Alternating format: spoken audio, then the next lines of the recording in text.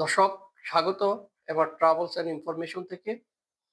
আশা করি দেশ এবং বিদেশের সকল প্রবাসী ভাই এবং বন্ধুরা ভালো আছেন। তো আজকে আপনাদের মালয়েশিয়া 18,000 যেসব শ্রমিক বলবো, অলরেডি আমাদেরকে একজন সমন্বয়ক তাদের ভিডিওর বার্তায় জানাইছে তারা মন্ত্রণালয়ে যেসব ওয়ার্কার যেতে পারে না 18,000 শ্রমিক তাদের লিস্ট জমা দেওয়ার জন্য মন্ত্রণালয়ের সচিব এবং আসিফ মাহমুদ স্যার তারা নির্দেশ দিয়েছে। তো তাদের কি বার্তা দিয়েছে তাদের সমন্বয়ক 18,000 শ্রমিকদের সমন্বয়ক, তো আমরা আজকে শুনবো তিনি কি বলতে চাই।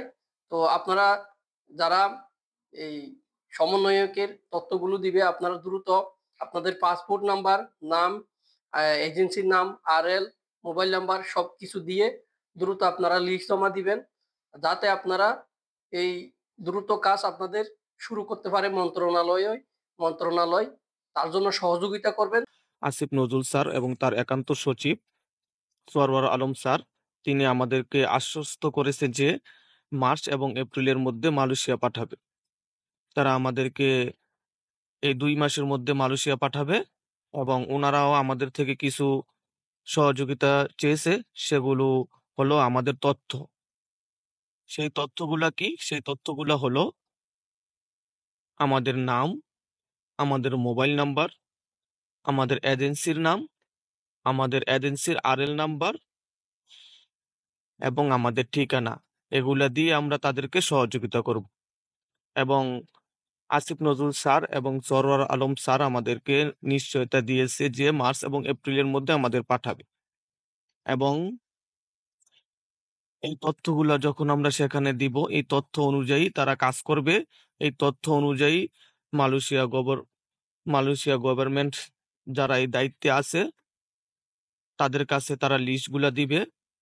তখন এই লিস্ট অনুযায়ী মালয়েশিয়া কর্মীদের পাঠানোর প্রক্রিয়া চালু হবে। যদি আপনারা মার্চ এবং এপ্রিলের মধ্যে পাঠাতে ব্যর্থ হন, তাহলে আপনাদের হতাশার বাণী আর এই আশ্বস্তের বাণী আমরা আর শুনবো না। কারণ আমরা আমাদের ন্যায্য অধিকার আমরা দাবি করতেছি। আমরা কোনো সরকারি চাকরি চাচ্ছি না, আমরা কোনো দায়িত্ব চাচ্ছি না, আমরা কোনো জোর জবরদস্তি করতেছি না, আমরা আমাদের ন্যায্যটা আমরা চাচ্ছি। তাই আপনাদেরকে আমি 18,000 প্লাস কর্মীর পক্ষ থেকে জানিয়ে দিচ্ছি, আপনারা আমাদেরকে মার্চ মাসের মধ্যে এবং এপ্রিলের মধ্যে মালয়েশিয়া পাঠাতে হবে, নয়তো আমাদেরকে এক এক করে গুলি করে মেরে ফেলতে হবে। এটাই আমাদের স্লোগান হবে, এটাই আমাদের করণীয় হবে। এবং আমরা আশাবাদী যে আপনারা আমাদেরকে পাঠাবেন। আমরা বিশ্বাস করি যে ইউনূস স্যার যদি চায় অবশ্যই আমাদের মালয়েশিয়া পাঠাতে পারবে। তাই আপনারা আমাদেরকে মালয়েশিয়া পাঠান। 18,000 প্লাস কর্মীর এই অসহায় দুর্ভাগা লোকদেরকে আপনারা সাহায্য করুন এবং আপনারা তাদেরকে সুন্দর জীবন উপহার দিতে পারবেন যদি আপনারা আপনাদের কাজের প্রতি অনীহা না করেন। তাই আমরা আপনাদের কাজে কোনো অগ্রগতি দেখছি না, এই কারণে আমরা বরাবরের মতো হতাশ। তাই আপনারা আমাদেরকে আর হতাশ করবেন না। এটাই আমাদের শেষ হতাশের বাণী নিয়ে আমরা বাড়ি ফিরেছি 29 তারিখে। আর আমরা সামনে হতাশার বাণী নিয়ে বাড়ি ফিরতে চাই না।